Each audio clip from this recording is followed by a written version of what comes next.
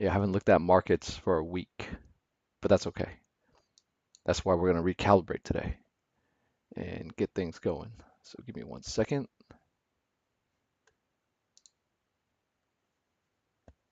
Have my delicious coffee.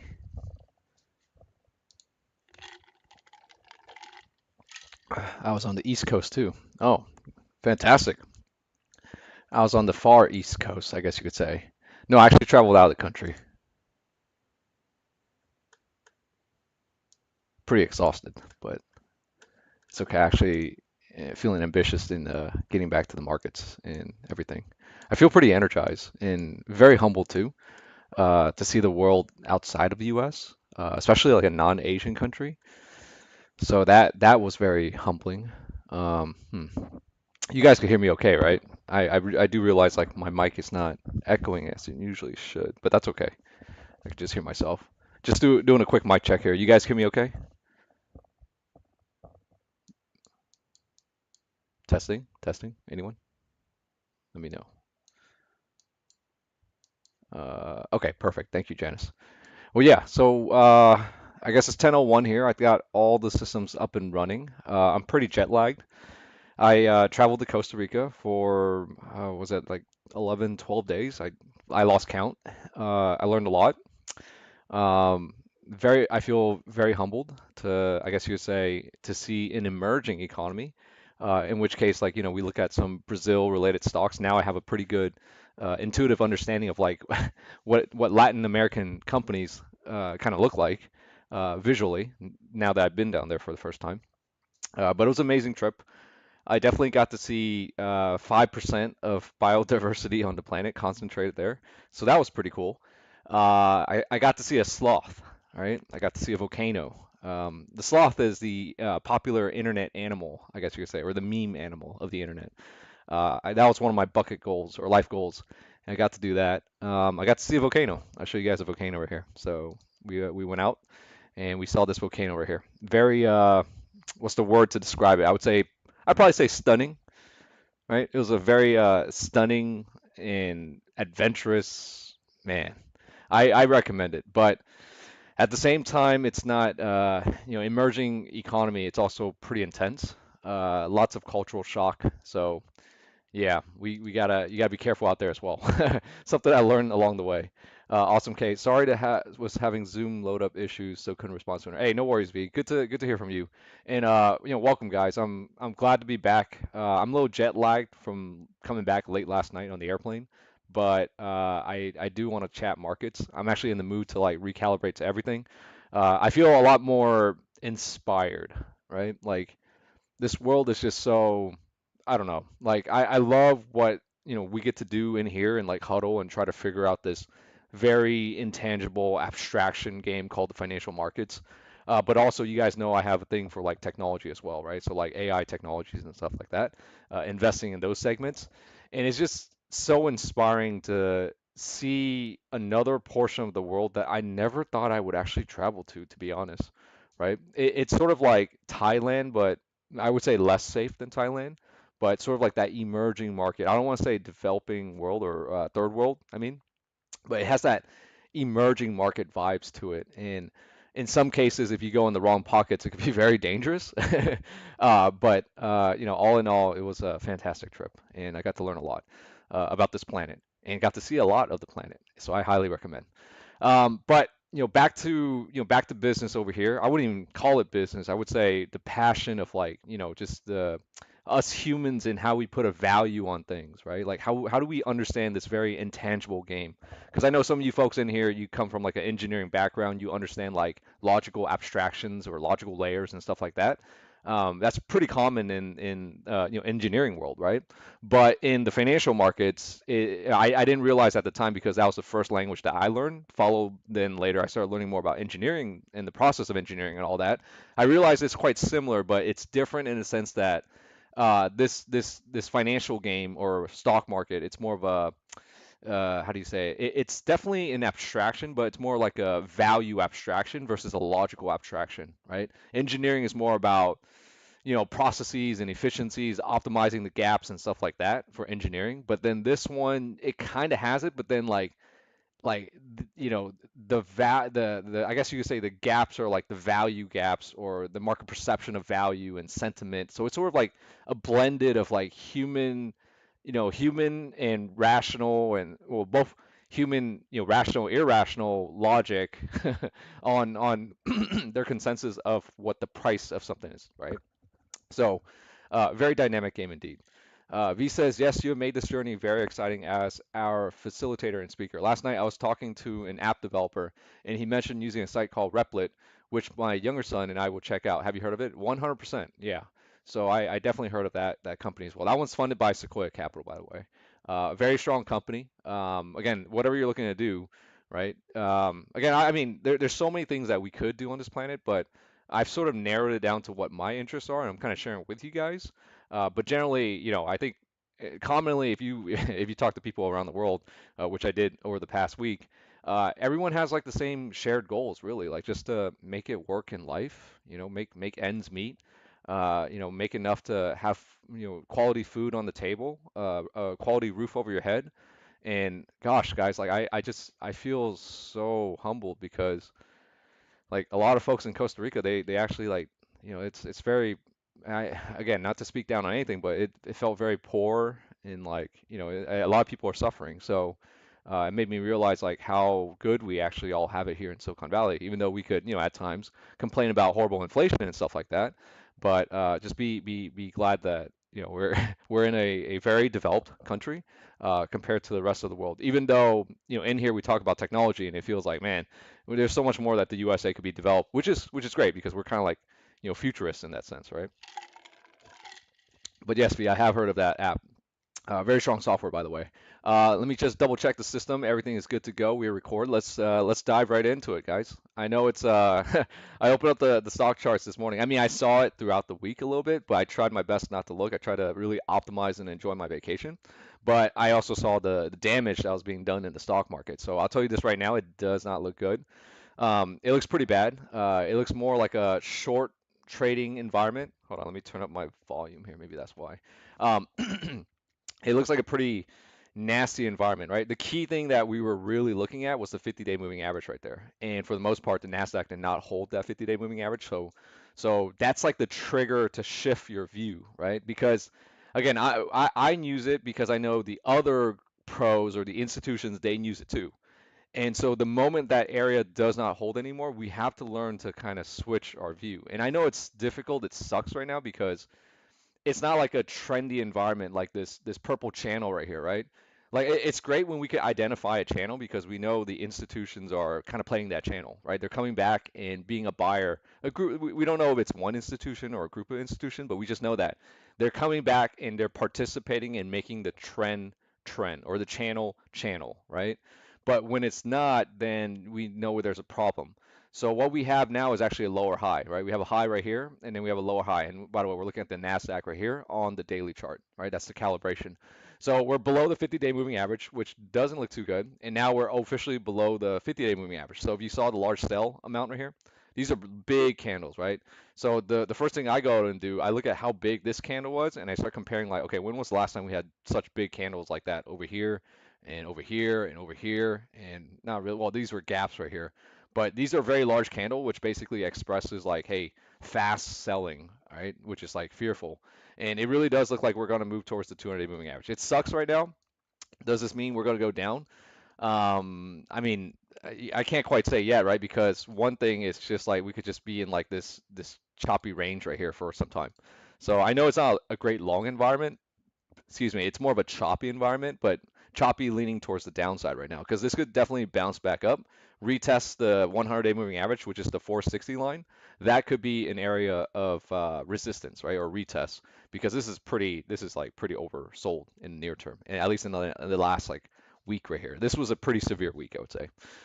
Um, V says good for puts and shorts though. I got puts on QQQ. Daniel is probably salivating right now because he is into SPY puts, right? I think so. He updated me earlier this week. We were talking about the markets. I don't know if he's still in it, but looks like QQQ is headed towards the large horizontal price action, which coincidentally is right at the 200 MA. Yeah, I know, right? So if we, I mean, whatever you see on the screen right here, and if you're looking at the horizontal volume, right, the largest amount is pretty much around the 200-day moving average. So we know that's an area that if we sell down more, there's a good chance of a bounce, right? So different scenarios, I mean, if you're going to actively trade this, then maybe different scenarios is that if we get like a nice rip down, there would be a chance of a good bounce right there, right? And that'd be a quick trade if you want to take that trade. But again, it comes down to how much time. Again, this game you could mold it, craft it to however you want to play it, whether it's like short term, mid term, or long term. So just in here we talk about general ideas of like what you can do, right? But you don't have to execute everything. But yes, if we start expanding this, right, even further, we do see a heavy amount of volume right here. So I do anticipate if we sell down to this 200-day moving average, right, which coincides with the high horizontal volume right there, this would be a bounce area right here, right? So you could, I mean, if you want to remind yourself, you could put green right here.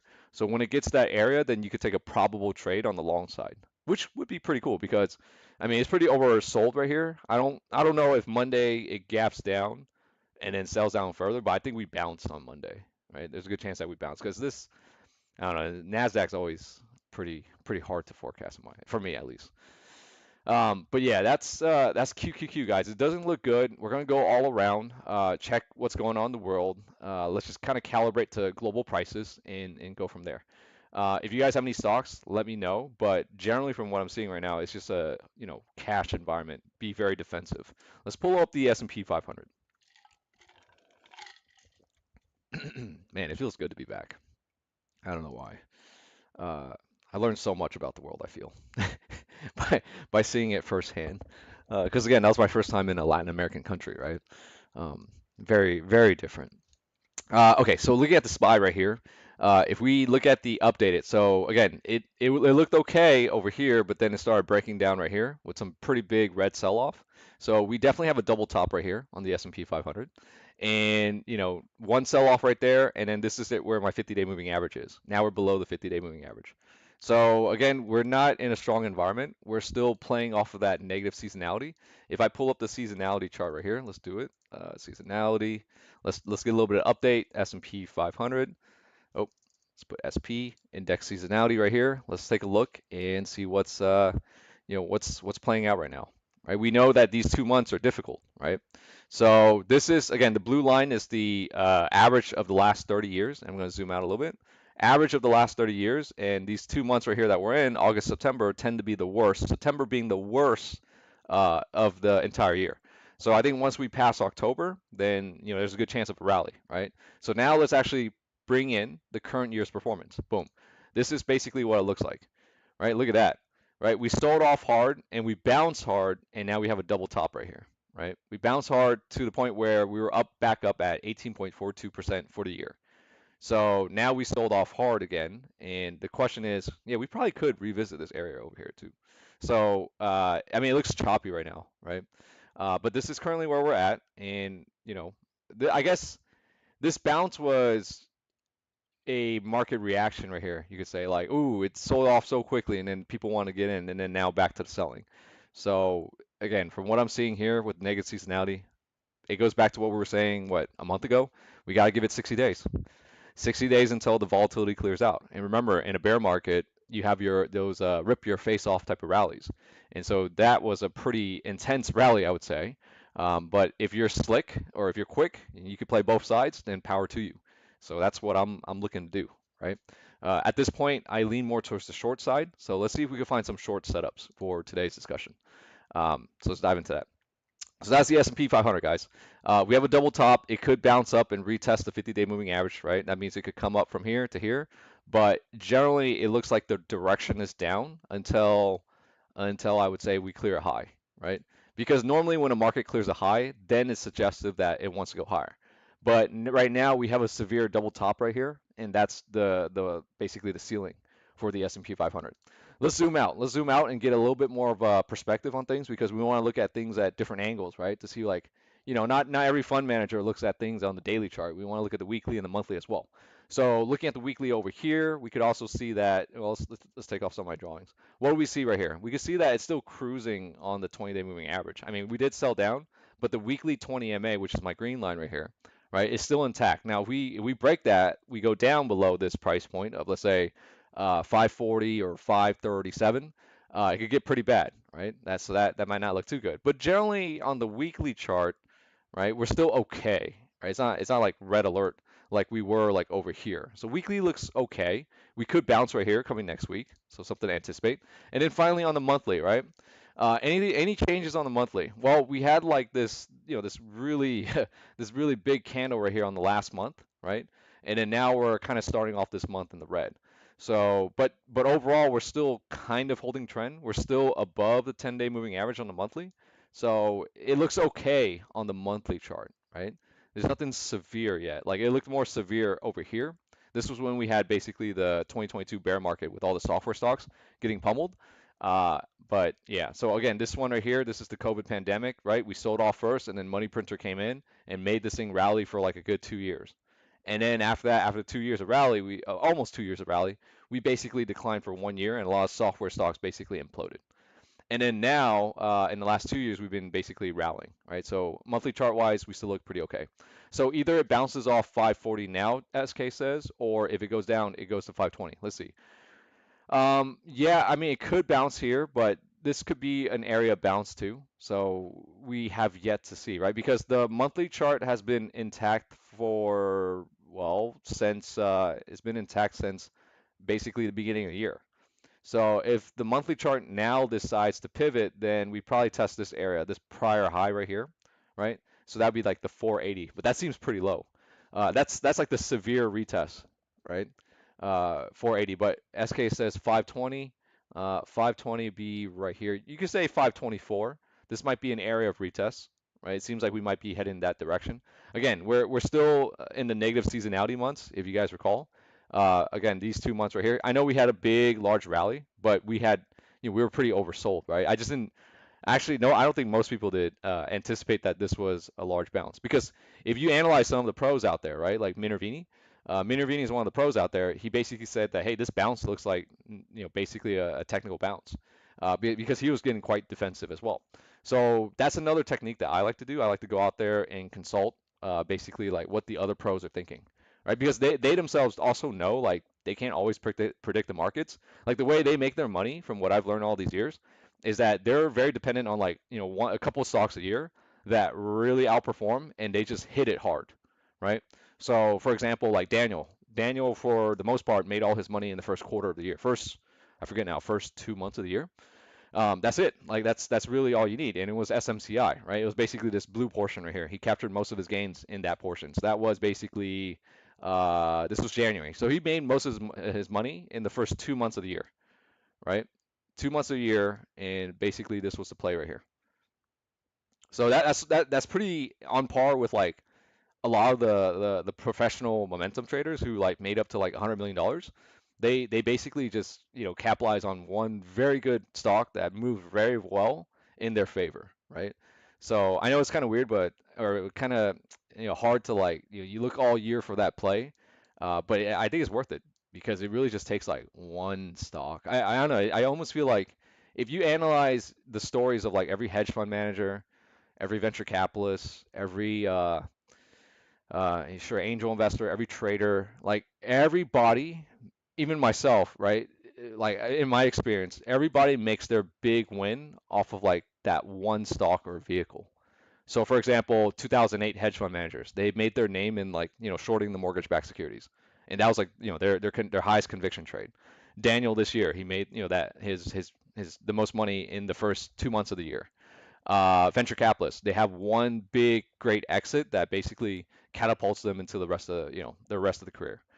Traders as well, you capture that one big trade, like let's say Bitcoin, then boom, like you're off to the races because you've essentially have like capital to roll around now. So as long as you don't lose that, I guess, practice good risk management.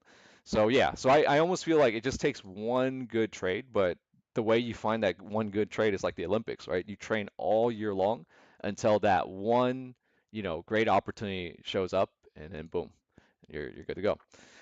So yeah, so that's SMCI. V says, what's interesting about what you are sharing is also true for our relationship. It takes one great person or friend to help you get to that next level. Yeah, like it took. it basically took one gentleman to help me, enter the venture capital angel investing market, right? And it's really dependent on, I don't know. I mean, the only reason why that gentleman would, let's say, engage and do business with me is because like you have to build up your value, the value that you could bring. So oh my gosh, we had some really philosophical conversations during vacation, and I was saying, guys, like I was talking to some business people, and I was saying, guys, like, the journey, the destination is the journey. That was the quote. I think I think we talked for hours and hours until like 2 a.m. in Costa Rica. I was, talking to some tech folks I know out there. And the conclusion of that conversation, I said, guys, like the destination is the journey. Because when you get to, it's not about going from A to B. It's about going, A, B, C over and over until, you clock out in this world. That's why I believe it is. So it's the enjoy the journey, enjoy the day to day, right? Where did I see this quote yesterday somewhere? Like, you have to walk the path to understand the path or something like that. I forget. It's really, it's really that, right? And so we're seeing another emotion in the markets today. And I know it's tough, right? What we saw in the last week, but let's figure it out. Let's adjust and see what positions make sense and what positions don't make sense. SK says VIX futures for tomorrow at FinViz is scary. Yeah, let's take a look. Let's see where the VIX is at. V says totally agree with you. The quality of our relationships are based on the quality of what we bring. The higher long tail ideas we can bring, the greater opportunities we will have them. Exactly, exactly, right? So looking at the VIX right here, remember if you guys follow the report, I'm always tracking it. VIX above 15, right, is not good. We never actually went below. Well, we did briefly right here, but we didn't sustain below 15, and so it popped back up. So this is telling me that we're not in the clear yet, right? Stack that with the seasonality. Remember, we need 60 days. Even though we had this fat rally right here in the last, how many days is this? 151.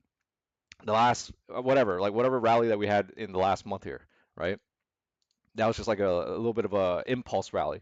But we're still not in the clear. So it seems like we're downside trades are going to be the hot trades moving into next week. Now we might get a bounce, but then it might be a bounce and then try to fade. So that's what the environment looks like right now, right? We want to come at this with strong objective analysis, I would say, because if you start bringing your biases, then it's going to make it a little bit hard because I don't think you're playing the actual reflection of the game. So okay, so going back to it, right? On the daily S&P 500, we basically have a double top right here, and we have some, was it revisited crazy selling right here of some institution out there. And we already sold below the 50-day moving average. We actually sliced right through it, right? We consolidated here. We couldn't move higher. And we sliced right back down the 50-day moving average. All the way down here, the next test is the 100-day moving average. If that starts to clear, then, if we don't hold the 100-day, then we're probably going to move towards a 200-day, which basically means further we go. So if that's the case, now we developed a short bias on the markets, at least our view right now, until it changes. I think that's consistent across S&P 500, consistent across the Nasdaq. Then we'll go into the FANGs, right? But I actually do want to look at the Dow Jones. Let's just give you guys a comprehensive view of the markets and really see what's going on all around. Right, so is that true over for Dow Jones? So this is Dow Jones right here, right? Dow Jones probably will revisit the 50 MA. So not too weak yet, but it is a little bit weaker. I mean, it's definitely not trendy the way I want it to trend, right? Remember, it's institutions that makes the trend, right? It's the people who have way more money than us that could really make the trend. Just imagine for, let's say we play a game. Just do like a micro stock market game, and let's say, V has all the money, right? So, but V has to figure he has all the money, and we're the smaller players, and we're playing the stock market in just this one stock. And V knows how to maneuver the stock, but he has to quietly get in and and do certain things to like, disguise himself that he's trying to accumulate a position. And then us smaller players, we're trying to figure out like, okay, like, do we see accumulation? Do we participate in accumulation, or is V gonna dump? Because we want to get in when V gets in because he's the bigger player, and then we want to get out just along him right when he starts to show weakness, right, or his fear that he wants to get out because he might know something. I know it's sort of a savage way to look at the game, but I don't know. I think it's pretty effective if you ask me. So that's Dow Jones. Let's look at IWM. I'm going to show you guys the world, right? We need to recalibrate after like a week away from the stock market over here. Same thing with Russell 2000 over here. It's below this 210 line, right? That was the prior breakout right there, but it's been very choppy. So this is actually not looking good. What we actually have is a lower high, right? Learn to identify 2 points make a lower high. Essentially, this is a lower high right here. So that's actually not looking too good, and we're below here, and we're just sitting right at the 100-day moving average. So as far as I know, guys, like when we started selling off in August, when we approached negative seasonality, we said that we have to give it 60 days, right? So this is the part right here. August came, we sold off, and then we had a big rally. And when we sold off, the thinking was we need to give it 60 days. What I didn't anticipate was the huge, gigantic rally that we had across the board. But now we're pushing back down. So yes, it's still the view is still valid. Just we institutions are getting emotional, you could say, and when they're emotional to the downside or they're creating volatility because of their actions, then I think we need to fundamentally shift our views in terms of like how we play, right? If the whale is like not cruising, the whale is just like just making splashes everywhere, getting really aggressive. Like how do you can't really play the same, right? And that's what I'm seeing right now. If we were to brutally, honestly interpret the markets, I think. Okay, so that's the Russell 2000. Let's look at the rest of the world, right? Because what can other whales from around the world? Because again, at the end of the day, if you realize, right, like if you want to make more than $100 million, you have to play a game like this. You have to get exposure to equity. Like I don't see. I don't know, like you could have like maybe upwards of like 1 to 10 million in cash, but then after that point, you'd be like, okay, this is stupid. Like, why would I hold $10 million in cash? You have to gain exposure to equities. So what we're looking at here is the largest equity players in the USA markets, the largest equity players in the Japanese markets, and see how they're reacting, right? Because this global game is just too big if you think about it from that perspective. V says, thanks, Kay. The only big player I am having is having too big of an ego. The only big player I am is having too big of an ego. Yeah, we have to really control our egos, right? Because like again, it's like I know like in the beginning you get emotion, like you want to make money and stuff, but what I'm trying to do is like we're trying to focus on interpreting what the markets are doing, right? What these bigger players are doing. Because this is communication at the end of the day, but it's communication via price. Like we don't know Japanese, we don't know any European language or any Latin American language, but we could see the actions are the same, right? It's kind of like I don't know, like let's say we don't speak another language in another country, but certain gestures are universal, right? Which is maybe like the hello. I don't know actually, that might not be true, but like the wave, right? Might be a universal or the smile, right? We might not speak Japanese or European, but the smile is a universal language. I'm guessing. You can tell me I'm wrong. But in the stock market, right, price is the universal language. So the question is, what are we interpreting with price right here? We see that there's aggressive selling yet again. It just came back. So we have aggressive selling starting like basically before August, and then August came in. We had really aggressive pricing or selling, right? Selling price action, and then an aggressive rally that's expected in bear markets, right? The rip your face off rally, and then now in September, the selling restarts.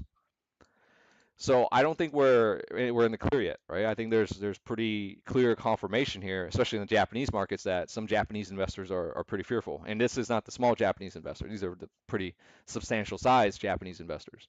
V says we have to learn to shadow and copy the whales like those little fish that feed off the remains of the whales eating. Yeah, yeah. The more we recognize the whales, I think the better off we are. Like when you recognize that a big player is getting in, come on, like isn't that the best indicator as far as I know? Unless you're really doing primary research, like really strong research, and you have strong discretion and conviction on the direction of a stock, then yeah, you could bet that way. But what I've learned is that I could develop conviction on a stock like, I don't know, like Snowflake or Confluent or whatever best stock in the stock market like Nvidia, right? But at this point, I know that whatever analysis that I have, right, that's so good, I don't really care as long as I see the whale cares. Because at the end of the day, I need the whale to confirm that they see it, and then I'm gonna join them because I'm not the larger player here. Does that make sense? Doesn't matter how great the information I have as an individual, whether it be like it could be insider information, right? That's just a joke. Again, not investment advice or anything. It could be insider information, but it does not matter because What matters is when the whale sees it and realizes it and they get in, because that's when the stock price starts to move. So what do we see right here? This is the moment we're seeing this. Some whales are quickly selling off here, right? And in the selling action, we measure it. If we measure like how long has it been, it's been about 2 months, right? It's been about 60 days of like the whales making splashes. So VIX over 15. Again, these whales are not cruising right now, right? Something is developing here, and we need to be aware of it. So I'm pointing out, I'm showing you guys in real time these sharp price movements, right? The whole point of it is to see like, okay, like if you look over here, right? If we do this chart right here, very smooth, very cruising, right? So you see that this is pretty maintained. But once I go over here, you see how it's a little bit different now, especially like right here. It got really aggressive right here, right? So volatility is picking up essentially. The whale's making splashes. So that's the Japanese market, right? Below the 200-day moving average right there, not looking good. So we're below there, and it's suggestive that this volatility is going to continue for the next 30 days, right? I know we're moving into like the half mark of the 60 days. We now are basically in September, and the volatility is coming back. I mean, if we sell off hard enough, remember October might be a strong opportunity to consider, right? So I'm guessing we come back to this level right here for the S&P 500. We're going to go back down to like up 9% year to date. But let's see, where was I? So let's look at the European markets, and we can see that also, right? Some selling action right here, increased volume. I know you might not be able to see it, but this is stuff that you just have to practice with your eyes, right? Increased volume right there. You see that? So sold down, it sold on increased volume, and then it rallied on lesser volume, right? But it was a pretty strong rally. Then now we're selling off again on increased volume. See that right there? And then we're back below the 200-day moving average. So we could also sense that there is some fear in the European markets. We could see that this is sort of like, again, 2 points make a trend line, right? We could see this consolidation right here, right? If I draw here, 2 points make a trend line. We see that it was consolidating right here, but it ended up below basically this pattern right here, right? So that tends to happen. We were consolidating for months, but now it seems to be moving the other way, and we have an official lower high right there. So 2 points, make a trend line, boom. That looks like the lower high right there. How low can we go? I mean, I can't quite say. Let's look at the DAX. Again, just it's still the European markets, but just another like corner of the European markets, right? So this one also seeing multiple tops. You guys see that multiple top right there? Right? We practice our eyes right here, multiple top, right? Well, essentially almost one right here, one right here, one right here, one right here. So this is a big wall. 19,000 is big resistance. If we could clear that resistance, then a lot higher we go. But until then, we're back below the 50 MA, and we're just in this trading range right here. So if it's a trading range, I'd probably put that right there.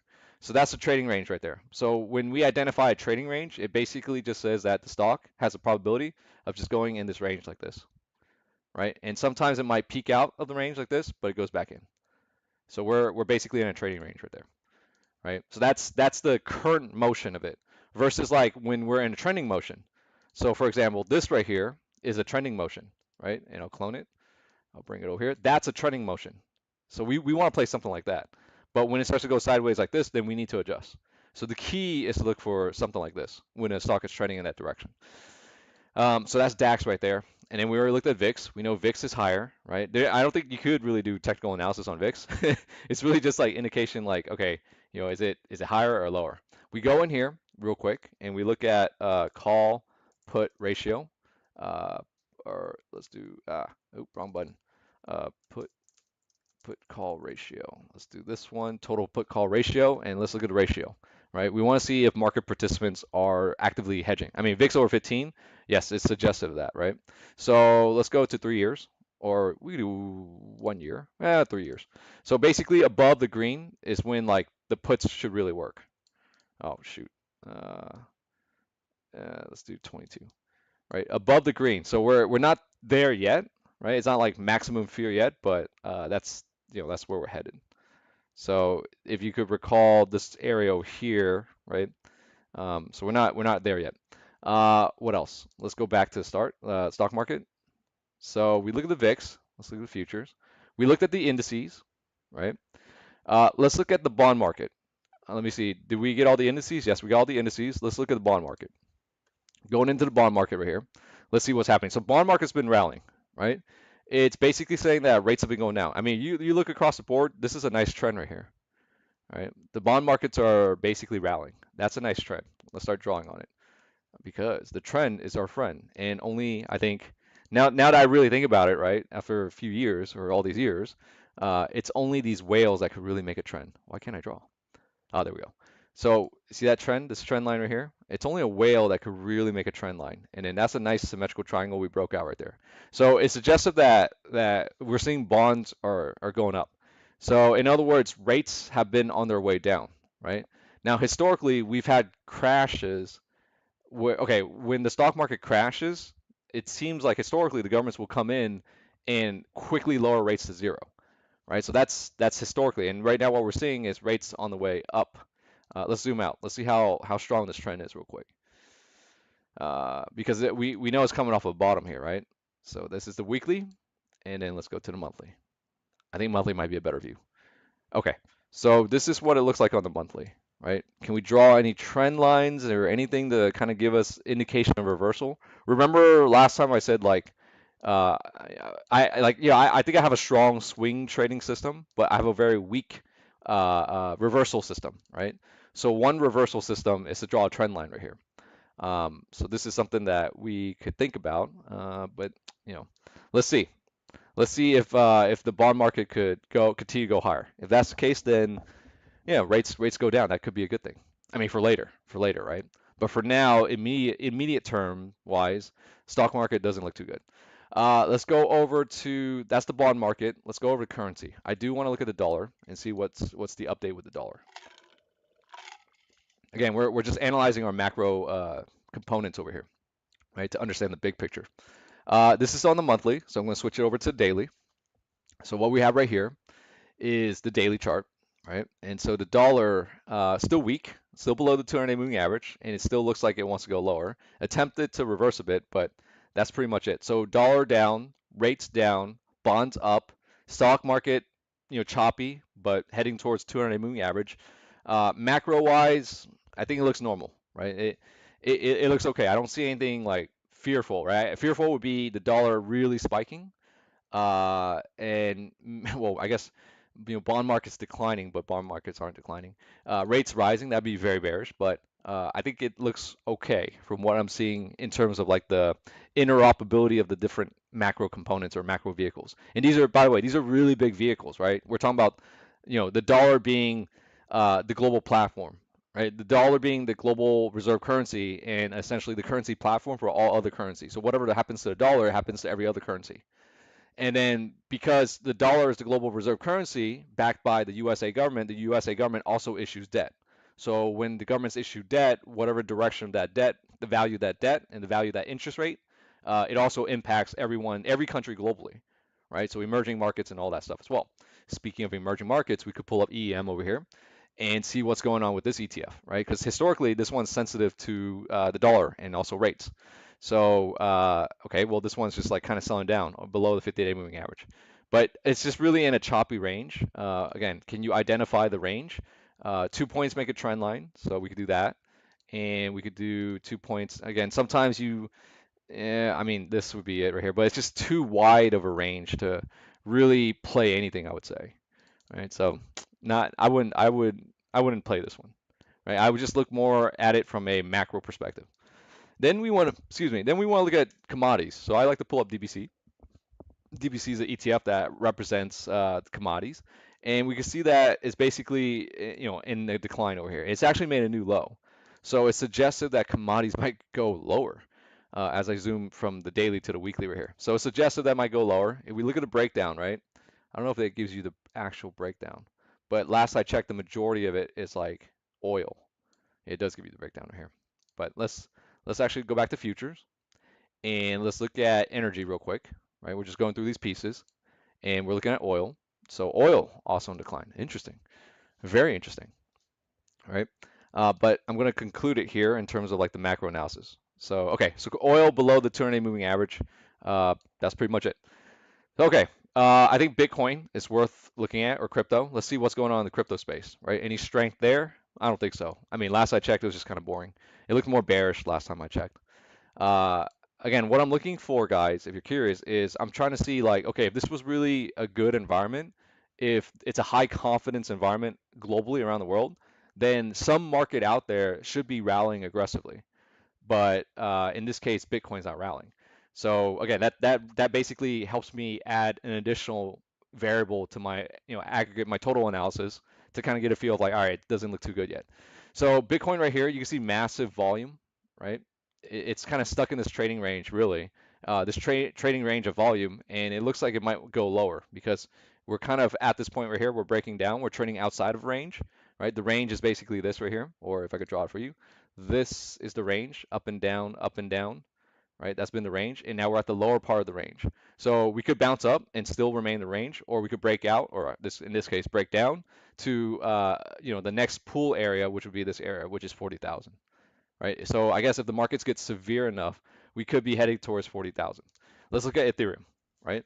Again, the objective is to see is there any other uh, asset categories in the world that big fund managers or institutions or whales are accumulating, and I don't see that. Now, Ethereum actually has a H pattern right here. Now that's actually very bearish. So this is the H, right? So typically that goes lower. That's a dead cat bounce, by the way. So this actually looks very bearish. This is probably going to go lower. We're probably going to revisit 2K. We're already at this point right here. So remember, see that high volume right there? We're basically sitting at 2200. If 2200 does not hold, then the next point lower, we could fall pretty quickly towards the 1600 right here. So that's the environment right now, and we will adjust with the environment. Remember, what we're trying to do is gauge the environment. At least this is what I'm trying to do, gauge the environment and see is it a strong environment on the long side or a weak environment on the short side. And if it's a weak environment on the short side, then we have to learn to, I guess, play it on the short side because it's going to be the favorable bets. But if it's a good environment and people are actively deploying capital along with the institutions or the whales, then yeah, I want to be looking around, looking at the fangs and do some calls on that. But for now, the environment says, from what I see, most of it is just not looking too good. Macro, so in summary, indices across the world look bad. Macro components look pretty, in line with like, the usual dynamics. And in crypto markets, not looking too good. Actually looks like it might want to go lower. Commodities market, it's already heading lower. Oil below the 200-day moving average. And what else? The bond market we were talking about. Bond prices up, interest rates down. Am I missing anything else? Currency, dollar-wise, dollars in decline. So nothing much there. I mean, I can't really say much about the dollar. Gold. Liz says gold. Let's take a look at gold. So the other thing, Liz, I've learned is like I in the beginning I liked gold, the thesis, but what I realized is that it takes years for a thesis to play out, right? So when it's better, what I've learned in terms of optimizing, and this is my lesson, is yes, we like the gold thesis, right? Very strong gold thesis. Gold actually still looks pretty good right here, by the way, from a technical price action perspective. But what I've learned is that gold or big markets like this, it won't run until the whale comes in. So once more, what I said earlier, you could have the best analysis possible, right? But it doesn't pay to get in if you're the small player. It pays when the bigger player gets in, right? So go ahead, do the primary research or analysis, come up with the stocks that you really want to buy. But I would recommend, again, not investment advice. I would recommend not to buy it until there's confirmation that a whale is getting in. I know it's crazy, right? But it works. It works, right? So the confirmation to buy is basically right here, right? You have like you can kind of see a whale getting in right there, right? Oh, right there, right? Some big volume, a breakout right there into new price territory, and this is a pretty nice symmetrical rising triangle breakout right there, pretty clean. But then look, the problem is that rising triangle, right? Like look at this, like let me see, which one should I use? Basically, you have the thesis, and you could be in this gold position for this long. So that'd be what, like 2, 3 years right there when you could buy it right here and it starts running. You see what I mean? Like you buy it when there's confirmation that the whale is pushing the price to new territory, right? And that was like clear all-time highs right there, right? That this is the better buy versus like if you buy over here Again, the thesis was strong since like 2019, right? All the way here is really strong, but it doesn't really run until price proves itself to new highs. Um, so that's been my lesson right there. So that's gold. Let's look at silver, right? Because I mean, gold and silver pretty strong, pretty strong. I mean, pretty strong looking trends, I would say, right? Well, this one's okay, right? This is what we were expecting previously. So if you want to play, right? If you want there's the 1x leverage to the 2, 3, 4, 5, 6x leverage. So if you want to play gold leverage, so gold looks good from a trend perspective, right? We just looked at the underlying commodity or the underlying asset, which is gold or gold futures prices. We could go in here and we could look at gold stocks and we could arrange it by market cap right here. I'm clicking on the market cap. I like to do big to small, right? And you basically could, craft your exposure to leverage, right? So, one way is we have a list now and we could go in here and see which one looks good, right? We want to see if the majority of them, actually not a lot of them look good. A lot of them actually looks like reversals to me so far as I'm going down the list right here. But this is the actual analysis that I would do. Right? If I have a hot thesis like, oh, okay, it looks like, big money is flowing into enterprise software, then I'll filter down the list and I'll start just scanning down here and I'll look for like, all right, I want to see stocks going up, but what I see mostly is a reversal as I'm going down the list right here. But this is a standard practice that I do, in case you're wondering. Now, if you really, again, if you believe in this trend, I don't see money being, I do see money being deployed in gold, I could see, or gold stocks. But what I don't see is sustainability, right? What I see is like breaking up trends, double tops or highs, not making new highs. That's why I'm not too interested in it, right? So that's why I see so far. But the other things that you could do is that just think of it as here. I'll pull up the annotation. Give me one second. Where's that tool? Pull it up right here. So when we analyze it, right? So what I did was, let's say, from macro to micro, right? At the very top, you have a thesis that you're bullish on gold, right? You think gold's going to go up. And so if you play gold directly, that's a 1x, right? But how do you get to 2x, 3x to even like 6x, right? So in order to do that, what I did was I basically filtered out the industry right here, and then I arranged it by market cap. And then now you can play the 50 billion all the way down to the 100 million. So down here, you could get like 10x leverage. This is like venture capital territory because you're playing a 200 million cap. But up here, right, you're playing the blue chips because it's a 57 billion. Now you could do options because options exist more so on the larger cap, right? But you gotta check the open interest and all that. See if there's really an options volume. Might not be for this, but this is the beauty of like where you could tap into leverage, right? One is you could play the small caps down here, which naturally have like, I wouldn't say 10x leverage, but like more than 2x plus leverage. Or you play up here the more stable names and you play options on it, that's how you access leverage, right? Leverage means like more performance, more returns. You know what's funny? I actually met a hedge fund manager in Costa Rica. That was actually pretty cool. And talking to that hedge fund manager, he focuses on large cap equities. So pretty similar style to me in a way. Like I like the large cap options, basically top shelf options. Uh, but again, I know that you could craft a trade down here as well if you want to play small cap. So anyways, one is we need to determine the direction of gold, right? And I see that from the gold commodities, it actually looks pretty good. So going back to the futures real quick, I'll show you that what I see is good. Um, let's click on gold right there. So gold looks good, right? It's trendy. We can see that there's a trend. We can see that there's a breakout and a sustainable trend. So that's the breakout point right there, and it's been trendy, and sort of like a cup and handle as well. So what am I saying? I see that it went up, consolidate, sort of a cup and handle, and it continues to go. That looks really good. That's the trend to the upside. So yes, gold looks good. Now we dive into the securities, which is over here. This is a list of all available gold stocks, but we want to make it a little bit more expansive. So what I'm going to do is I'm going to do all the metals. So I'm going to custom, and I'm going to not only do gold as you could see right here, but I'm going to go down and I'm going to click on where's silver. There you go, silver. And we could even do copper. But now, if you see the industry, I have the list of gold, and then you also have silver companies in here as well. So now I could just filter down, like go to the silver company, see if that one's performing, right? So again, now we need to determine like now that we understand that okay, the direction of gold looks positive right now, it broke out, it wants to go up. then now I'm interested in gold or silver stocks or precious metal stocks. Now, if I'm looking at precious metal stocks, I also need to determine, do I want to play the larger caps or do I want to play the smaller caps? If I decide to play the larger caps, am I going to do it with volume? I'm sorry, with options. If I do it with options, am I going to do like 1 year out, or am I going to play something more immediate?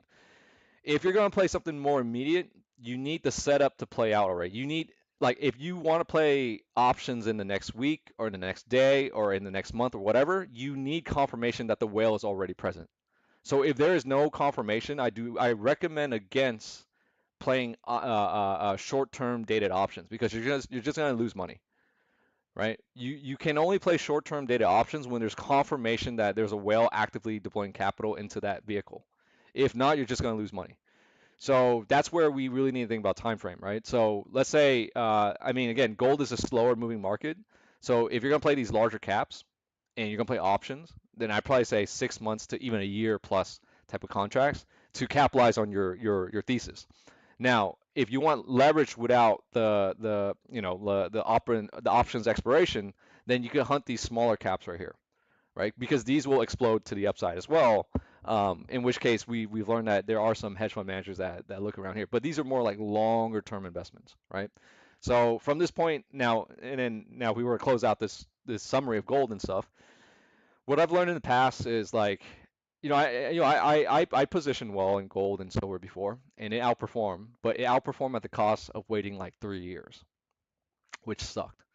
So since then I've evolved, right? I'm not saying there's anything wrong with like considering gold, but if you have patience and the time, yeah, I think it'll pay out. Like, it's longer term. Again, not investment advice here, guys, just education. I think long term, from what I've seen, it could be a strong hold, but it just takes like 3 years to really see performance, which is what I saw, right? I did all the research, came to conclusion that these larger institutions are accumulating precious metals, but I just didn't see the results until like 3+ years later.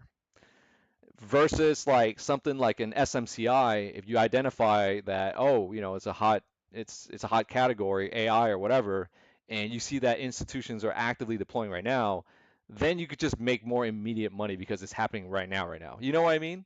Like, if you look at the stock market as a whole, there's like 10,000 stocks, right? With 10,000 stocks, any stock could be moving right now, right now. Or you could play the thesis and be like, well, out of 10,000 stocks, I'm only going to focus on gold, and I'm only going to play gold when, I'm only going to play gold, and gold's not going to move until 3 years later. You see what I mean? So the beauty with having 10,000 stocks is that every day there's a stock that's moving. There's always a stock that's running. And so if you could shift to like, just not, don't marry the stock, but just trade based off of like momentum that institutions are deploying, that could be a pretty like lucrative technique, just saying. You know what I mean?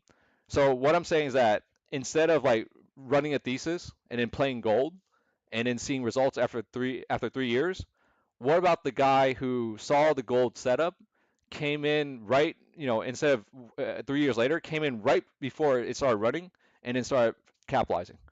Which one do you like more? Okay, A, the guy or girl that researched gold for like years and 3 years later it performed, or B, the trader that spotted gold, institution accumulation and jumped in when it started to accumulate and it ran right away in like the next 3 months. You see the difference? That's the difference right there. Now, the first A is like maybe you have more capital and you're a lot more patient, and so you could wait 3 years. The second one, B, the momentum trader, they spotted that it just started moving and then they jump right in. So I personally at this point I like B, but that's just because like I've been through many different A scenario rounds, right? Where it's like, oh, I like this stock, I came up with a thesis, and then invest, and then just wait. But now it's like, like you learn like to optimize, and you learn like, oh, there are periods when a stock could really run, and you could really capitalize on when it runs.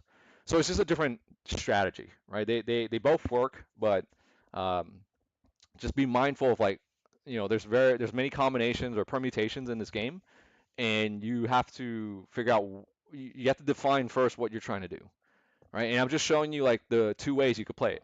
You could play gold and wait 3 years, or you could play gold right when it runs and just play for 3 months. It's weird, I know. It's weird, I know, because if you've done the first one, which is like you come up with a thesis and wait 3 years, you'll realize that, oh, I waited 3 years to make my money in gold, but gold really ran for 3 months. You see what I mean? Like you wait 3 years and it runs for 3 months and you make your money. Or you identify it right when it runs and then you just trade it in that 3 months. While while the rest of the time you can move that capital around elsewhere. Just a different view to that. Give you guys some perspective there. That's why I've learned, right? Like in crypto right now, right? Like there's so many people on I don't know like Twitter and social media and stuff like that promoting like Ethereum or Solana, but like you realize that like okay, like let's say for example, here, same example here. So okay, here, this is actually a great example right here. You guys tell me. This is my lessons, and I think we could all learn over time. If I could share some of my lessons right here, right? You could choose like you. Let's say it's 2019 and you're bullish on Ethereum. So you come up with thesis and you're bullish, right? And basically you get in position, and you've been in position for 2 years, right? 2 years, or you play the trader way and you're willing to, and you're not cheap, and you play basically when it, when it runs, right there, right? Which is basically 3 months, right? Remember how we said like give it like every run is about 60, 90 days, right? So the question is, do you want to be the red or the blue? They both made money. It's just, it's just the choice, right? These days I try to go for three. I'm sorry, I try to go for red, right? In the beginning I was here. I was in the blue. But now I really focus here. Because again, when institutions are actively deploying capital and putting the pressures for the asset vehicle to go up in price, that is when I want to be in. You get it? Versus like, oh, we already know Bitcoin's the future right now, but no one's really buying it, or they're buying it now and they're going through the pain and everyday, suffering of like, oh, is it up? Is it down? Oh, it's up? Yes, woohoo! And then it's down. Oh man, I give it all back. They're going through those emotions. But when you play during your euphoria, it's just a lot more optimized. So what do you guys think? What maybe I'll ask V. What do you think, V? Would you rather be? They both made money. Don't get me wrong. Would you rather be the blue portion or the red portion? They both work, right? Now, if I was going to play the blue portion, then I think having some dividends would be nice. So that could be a different strategy, right? In that case, you have Ethereum and then you stake it. So then you get some dividends. Okay, now that I understand. That's a whole different strategy. So that's another scenario. But yeah, red is really momentum, and then blue is really investing. And in the end, they both made money. It's just that some folks make money in a different period of time, right? And so I've been the blue where I held all the way through. Let's say something like this. That's blue right there. Well, let's switch over blue. I've been in that situation where it's like, yeah, you still made money, but then you realize like you made money in 3 months. Like the total time held, you held it for 3 years, but in 3 years you made all the money in 3 months. Crazy, right? So then like I'm thinking like, can't you just optimize for like capturing the 3 months? Yes, there are techniques to do it, and that's what the classic momentum traders are doing. I love momentum because I need to make a lot of money fast. Exactly, right? If you're talking about like fast money, the red strategy is it. But if you have the time and willing to wait, then don't. I mean, nothing wrong with the blue one either. Warren Buffett made a lot of his money on the blue, right? Because I mean, he just held long enough for the government cycles or economic cycles, recession cycles to kick in, and the government's had no choice but to print money. So I almost feel like when I look at Warren Buffett's portfolio, I know like the whole world perceives him as like really great. That's like the consensus, right? He's like the investor in every individual's mind on the planet. But like when you really look at his portfolio, I get a sense that like wow, he just held it all like long enough for like 40, 50 years to capitalize on several monetary policy cycles. So so yeah, it's wild, very wild. I am old, so time is not on my side. Yeah, I know, right, B? So that's what I'm saying. Like, if you want to really hit it off and make it quick, you have to get a little bit more aggressive and play the red. But if you have the time and you're willing to wait, then nothing wrong with the blue either. I'm giving you guys options to pick how you want to do it.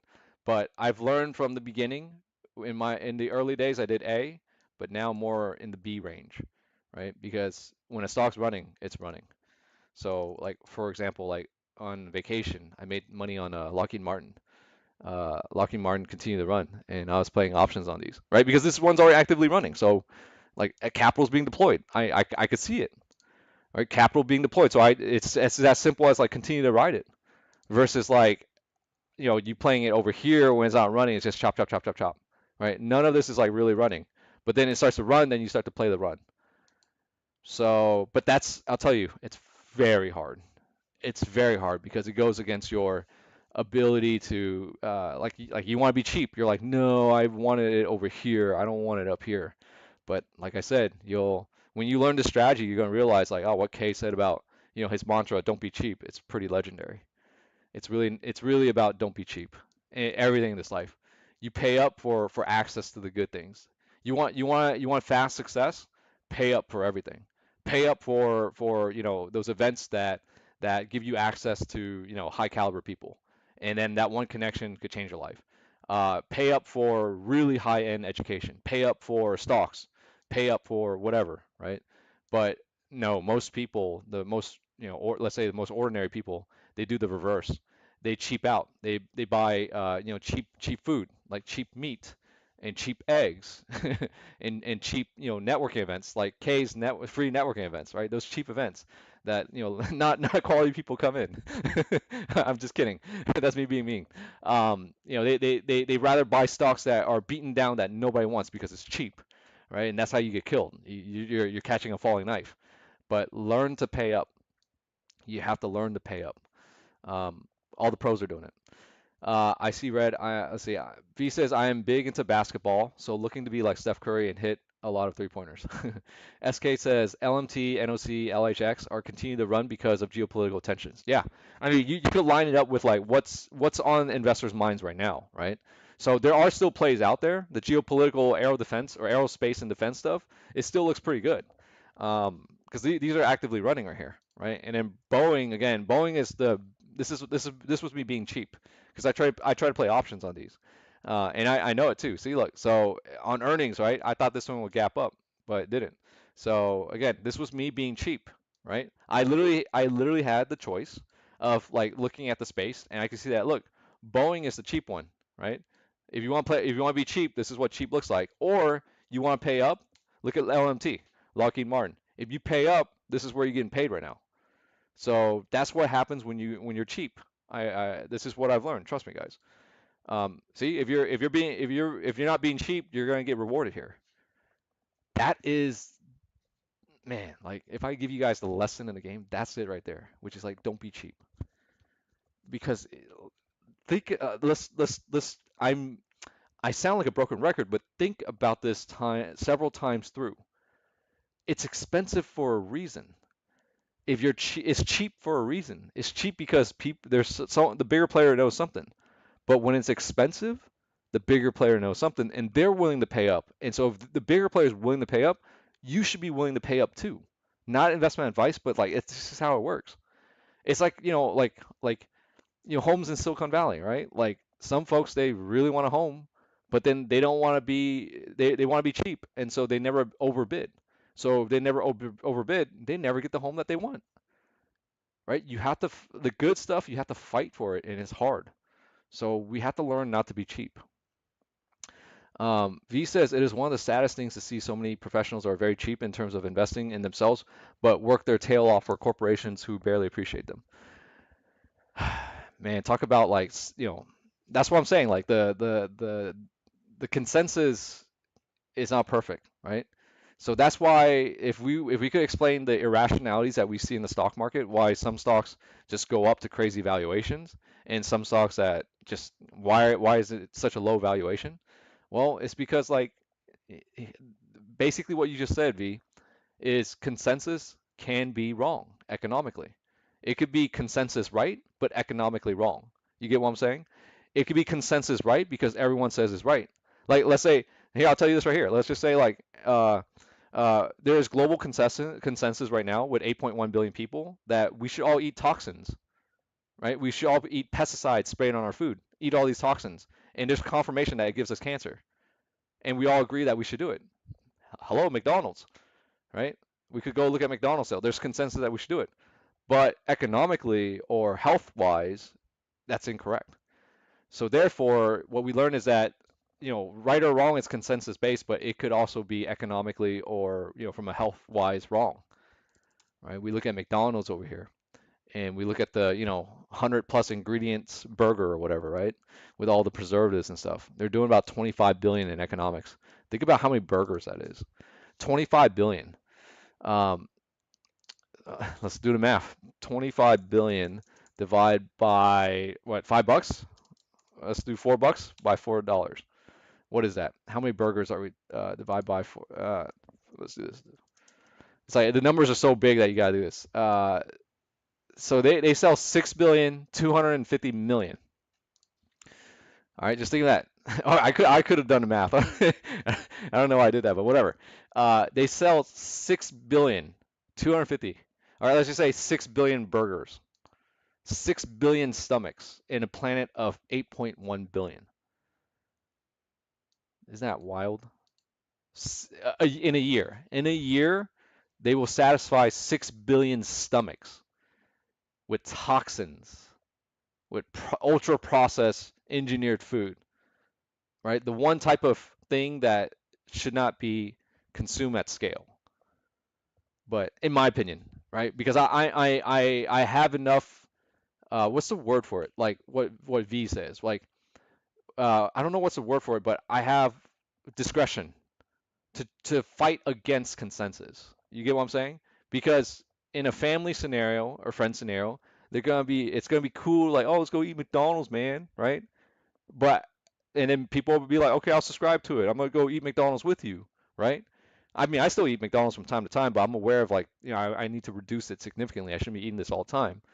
But that's what I'm saying. Like, of the 6 billion stomachs that they fill every year, right? Like, it's basically saying that there's consensus out there in the world that this is, good stuff to eat. But uh, it's just unfortunate.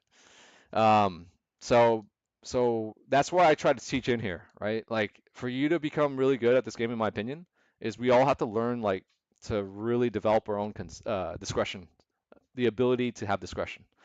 Without it, then it's hard to go far.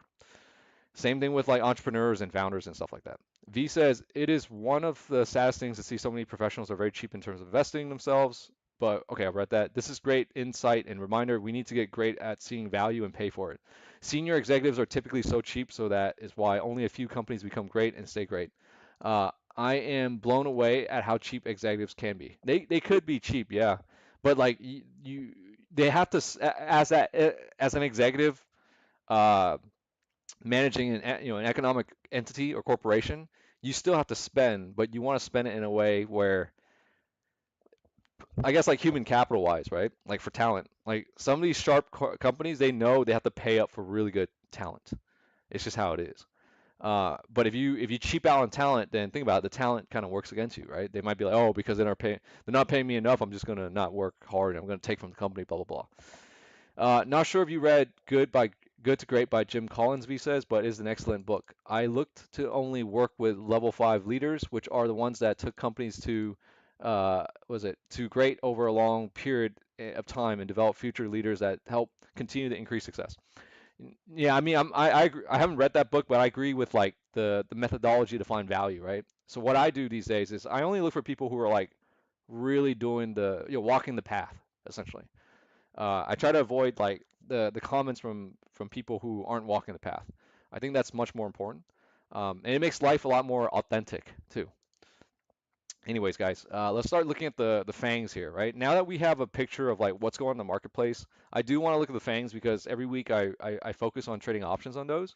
But if you guys have individual stocks that you want me to look at, I will screen them all for you and explain to you, what I see in terms of, like, the accumulation of price action from institution, to the fundamentals of the business, to what the business is or how to dissect the business. I'll show you what I can, but all it takes is for you to just ask me what you want to learn. But anyways, let's look at the fangs, right? We always start there because now we develop a structural view of the markets so that we come back and analyze it repetitively to understand, like, okay, what does it look like? How's it behaving this week, et cetera, et cetera. So you see the double green lines right there on Facebook. This is like a major top right here, right? I think once we clear that, it could really run. We clear that, then I think the institutions will come in. That will be really the signal right there And it is a don't be cheap moment, right? That's the don't be cheap entry right there. There is a multiple top, and we're still stuck in this trading range. If you can't see the trading range, right, this is why we practice with our eyes, and I practice, with this stuff with you guys all the time. There's like, you can say that's one trading range right there. I mean, that's pretty much the trading range right there. So we know that this stock is going to be stuck in here. So if it sells down, it's going to sell down to here, right? It's just, some other institution that wants to get out while another institution wants to get in. So for the time being, Facebook or Meta, it is stuck in this trading range and will remain that way for some time. This trading range also says that it's below the 50 MA and is also the 200 MA. So there's a very, very high probability that Facebook will bounce at around this point right here, 450. That's if we get to 450, right? So if you do like to be cheap, you could play the bottom of the range, right?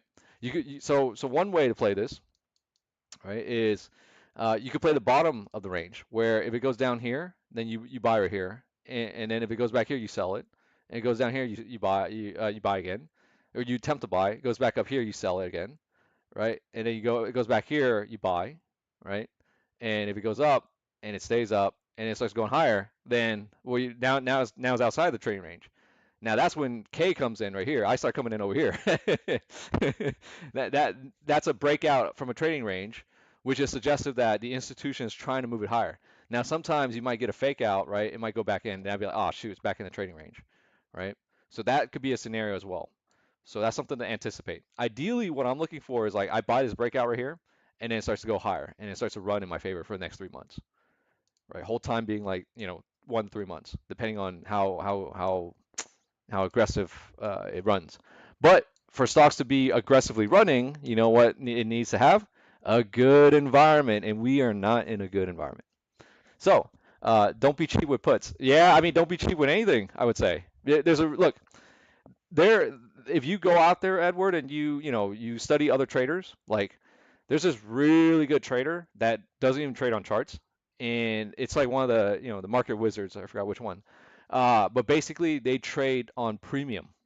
So in other words, like all they do is look at an options chain and they look at it and understand it so intuitively that they just track premium on the options chain. So let's say like every week we look at let's say Facebook, right here. Every week we go in here and we don't even look at the charts, we don't even look at the fundamentals. All they look at is options premium. What does that mean? Think about that for a second. What does it mean to only look at options premium? Why would premium accumulate in something? Because people are paying up. So all they do, this one trader, right, is he'll look at this screen right here, and they'll just look at options premium. So let me go in, let me annotate this. So this is an options chain right here, and show you what I'm talking about. So all they do is they just go in here every week. They don't even look at the price, right? They don't look at the price. They don't look at the stock chart, right? So that's out. They don't even look at the fundamentals. All they look at is deep options market chains. That's it. This is all they look at. And what they look at is if it's on the call side or on the put side.